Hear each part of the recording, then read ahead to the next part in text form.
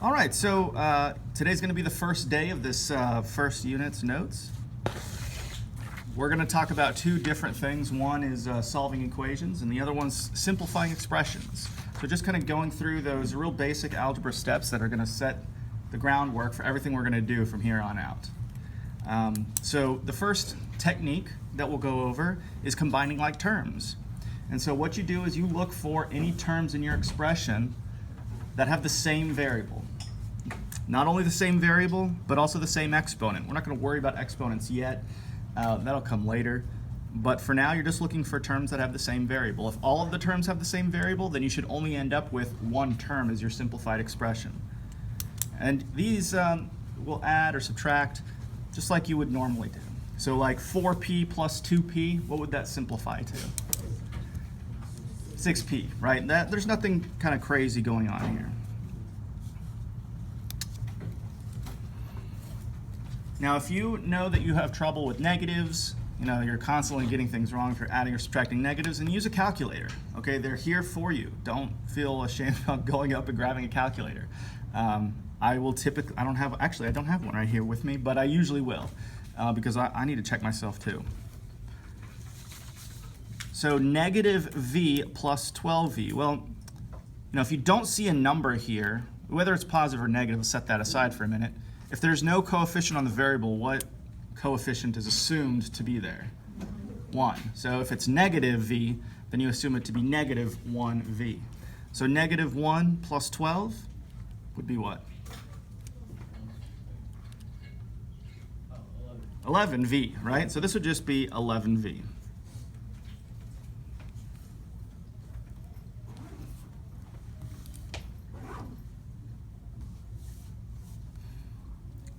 You're also going to get like really long expressions like this. Notice we're not solving for a variable here. There's no equation here, so we can't end up with a statement like x equals this or r equals this. We're only simplifying.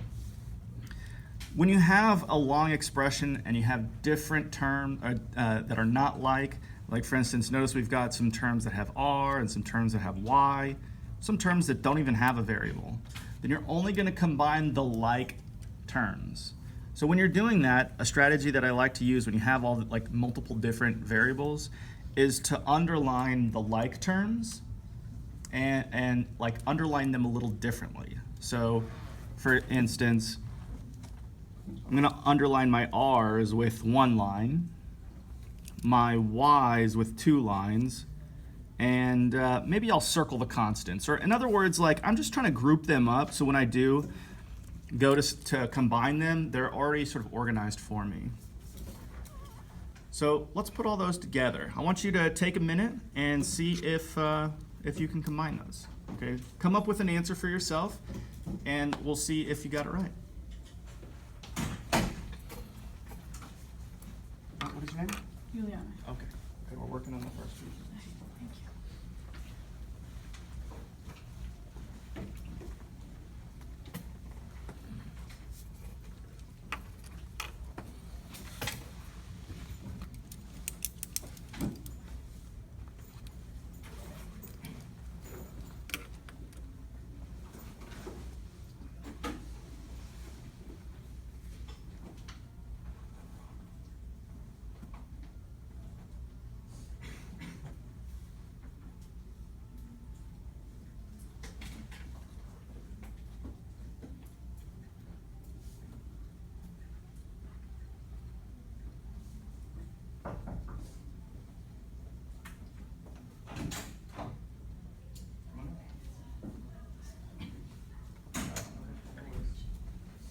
So basically, we're just going through these first day's notes, and so if you could just kind of walk around and make sure everyone's kind of on task, and then when we get to the practicing.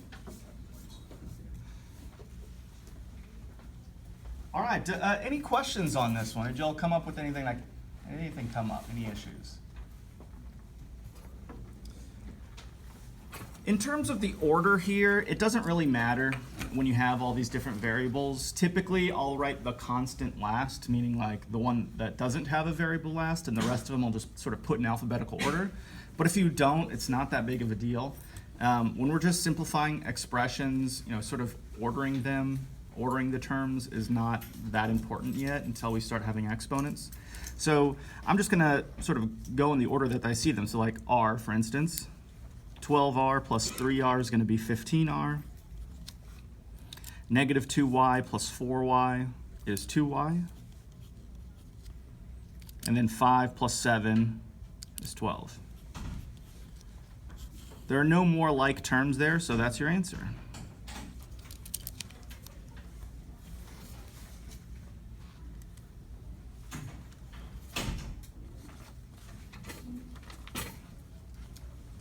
Sarah, what is your name? And your last name? Oh, goodness.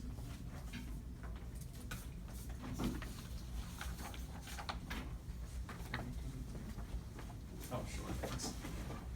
Oh, that's funny. All right, so let's try number 4. So again, I'm just going to group all the like terms separately. I've got my m's. I'll do a single line for those. All my x's, I'll double underline. And the only reason I'm underlining these differently, again, is to just differentiate the like terms. So when I go to combine them, I can kind of keep track of what I've already taken care of. Then I've got minus 9, minus 3. So we'll start with the m's. 2m plus 4m is 6m. Negative 3x plus 15x is 12x. And negative 9 minus 3, what is that? Yes, sir? Minus 12. Negative 12, good. So minus 12. So that's what combining like terms is all about. When we start getting to multi-step equations, we'll have to do that quite a bit. Any questions about combining like terms?